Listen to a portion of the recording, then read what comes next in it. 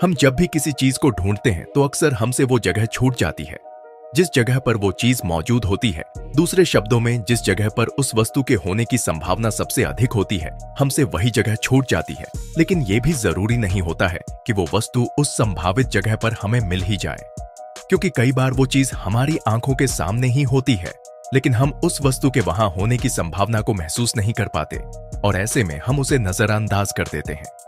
आपके साथ भी ऐसा कई बार हुआ होगा। दोस्तों, ठीक इसी तरह वैज्ञानिकों के साथ भी ऐसा ही होता है जब वो अंतरिक्ष में किसी ऐसे ग्रह की खोज कर रहे होते हैं जिस पर जीवन होने की संभावना अधिक होती है।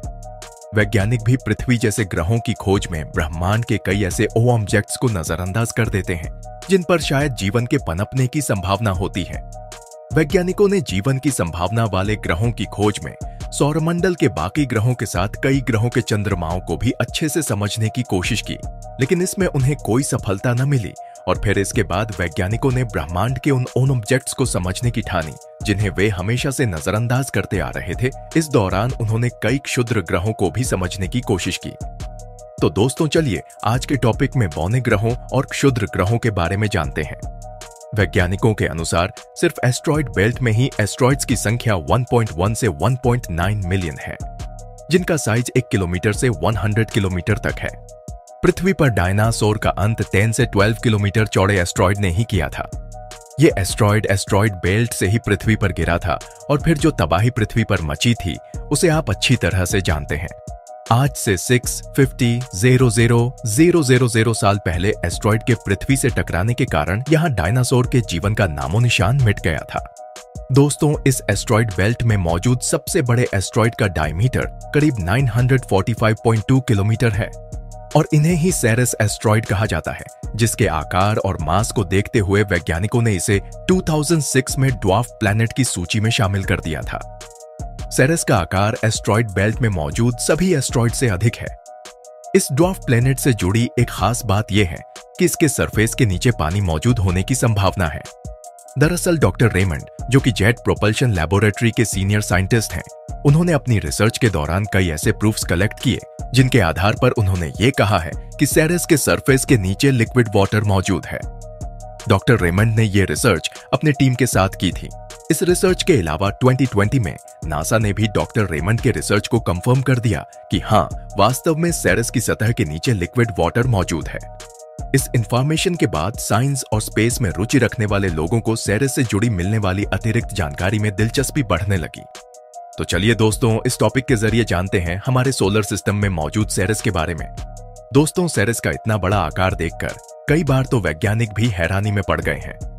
उनके अकॉर्डिंग वे हैरान हैं कि कैसे ये आज तक जुपिटर और मार्स की स्ट्रॉन्ग ग्रेविटी इन्फ्लुएंस के बावजूद भी एस्ट्रॉइड बेल्ट में मौजूद है। इसका जवाब भी उन्होंने ही ढूंढा। दरअसल एस्ट्रॉइड बेल्ट में सेरेस का मास सबसे अधिक है और यही वजह है कि ये अब तक एस्ट्रॉइड बेल्ट में स्टेबल है। ये इकलौता हैवी ऑब्जेक्ट है एस्ट्रॉइड बेल्ट का। पूरी एस्ट्रॉइड बेल्ट का 1/3 मास यही होल्ड कर रहा है। इसे 1 जनवरी 1801 में ग्यूसेप पियाजी द्वारा डिस्कवर किया गया था। दोस्तों, हैरान करने वाली बात यह है कि सेरेस को वैज्ञानिक पहले एक प्लैनेट ही समझ रहे थे, लेकिन 19वीं सदी में इसको एस्ट्रॉइड की लिस्ट में शामिल कर दिया गया था। सेरेस को उसका यह नाम रोमन देवता सेरेस से मिला है, वहां के कृषि अनाज फसलों के देवता हैं। इसके अलावा सेरेस एक ग्रीक लैंग्वेज वर्ड भी है जिसका मतलब सितारे जैसा होता है। 2006 में जब प्लूटो पर हुए कंट्रोवर्सी के दौरान प्लैनेट्स के लिए एक नई परिभाषा तैयार की गई थी, जिसके अनुसार प्लैनेट से छोटे आकार के ऐसे ऑब्जेक्ट जो अपनी ग्रेविटी से एक राउंड शेप मेंटेन कर सकते हैं, उन्हें एक नई बनाई गई ड्वार्फ प्लैनेट की लिस्ट में शामिल किया जाएगा।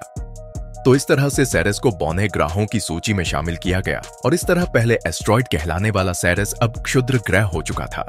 2006 से पहले प्लूटो भी एक प्लैनेट हुआ करता था, लेकिन अब वो भी सेरेस के साथ क्षुद्र ग्रह की सूची में आ चुका था। तो चलिए अब सेरेस के ऑर्बिट और रोटेशन की बात करते हैं।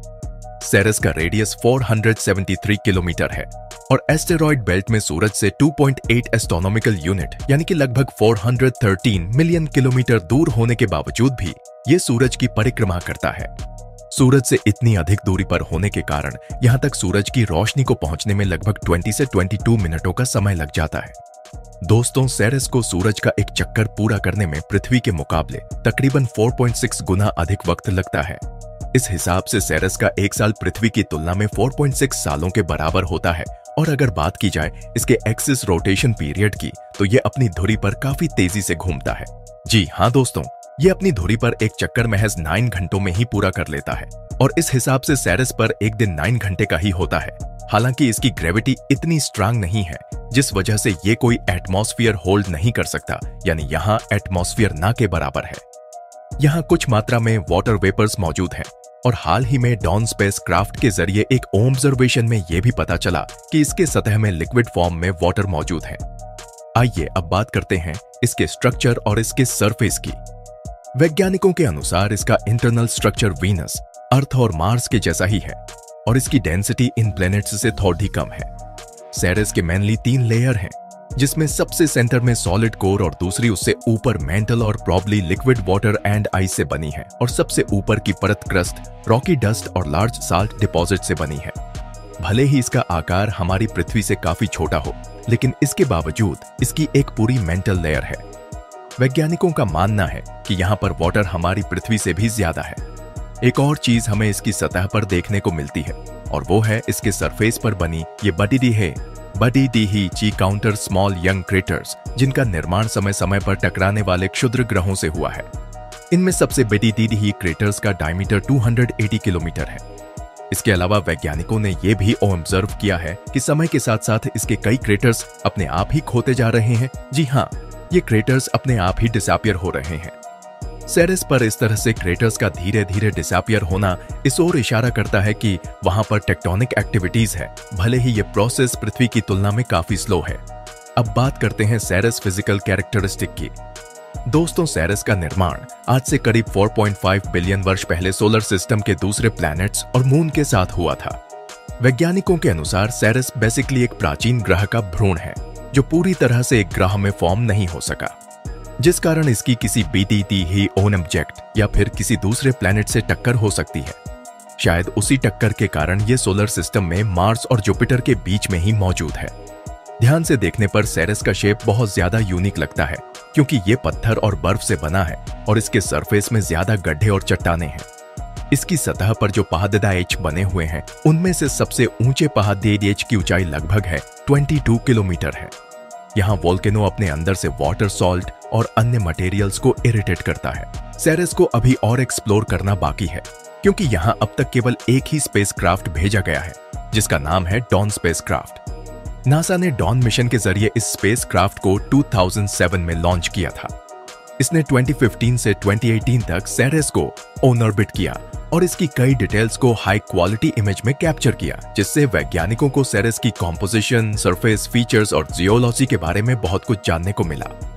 इस मिशन के द्वारा डॉन स्पेसक्राफ्ट ने एक ऐसी डिस्कवरी भी की जो बहुत इंटरेस्टिंग थी। यहाँ डॉन ने अपने हाई क्वालिटी कैमरा की सहायता से सेरेस की सतह पर एक ब्राइट स्पॉट को देखा था। शोधकर्ताओं के अनुसार ये चमकीले धब्बे सेरेस की सतह से निकलने वाले सॉल्ट की वजह से बने हैं, जो किसी एस्ट्रॉइड इंपैक्ट के कारण सेरेस की सतह पर आ गए थे। इसके अलावा भी बहुत से ऐसे फीचर्स हैं जो डॉन स्पेसक्राफ्ट की मदद से हम जान पाए सेरेस पर कुछ ऐसे जियोलॉजिकल फीचर्स हैं जिनके कारण है यहाँ पर लैंडस्लाइड और दरारें भी बनती हैं। आपको क्या लगता है, क्या सेरेस पर जीवन होने की संभावना है? आपका जवाब चाहे जो भी हो, लेकिन एक बात तो तय है कि सेरेस हमारे सोलर सिस्टम के उन ऑब्जेक्ट्स में से है जिससे वैज्ञानिकों को सबसे ज्यादा उम्मीद है। वैज्ञानिकों को यह लगता है कि यहाँ जीवन किसी न किसी रूप में मौजूद होगा। दरअसल वो ऐसा इसलिए मानते हैं क्योंकि ये हमारे सोलर सिस्टम के उन ग्रहों में से एक है जहां पानी लिक्विड फॉर्म में मौजूद है। हालांकि अभी तक इसकी सतह के नीचे पानी होने की संभावनाओं को खंगाला नहीं गया है, लेकिन फिर भी उन्हें इसकी सतह के नीचे पानी मौजूद होने की पूरी उम्मीद है। और अगर वाकई में सेरेस की सतह के नीचे पानी लिक्विड फॉर्म में मौजूद है, तो निश्चित तौर पर पानी में कोई ना कोई जीव भी अवश्य ही होगा। और आप भी अच्छी तरह से जानते हैं कि जीवन पनपने के लिए किसी भी ग्रह पर पानी का होना अनिवार्य होता है, क्योंकि पृथ्वी पर भी जीवन की शुरुआत पानी से ही हुई थी। दोस्तों, फिलहाल सेरेस पर और भी स्टडी किया जा रहा है। उम्मीद है कि भविष्य में इस एस्ट्रॉइड से जुड़ी नई और महत्वपूर्ण जानकारी दुनिया के सामने आएगी।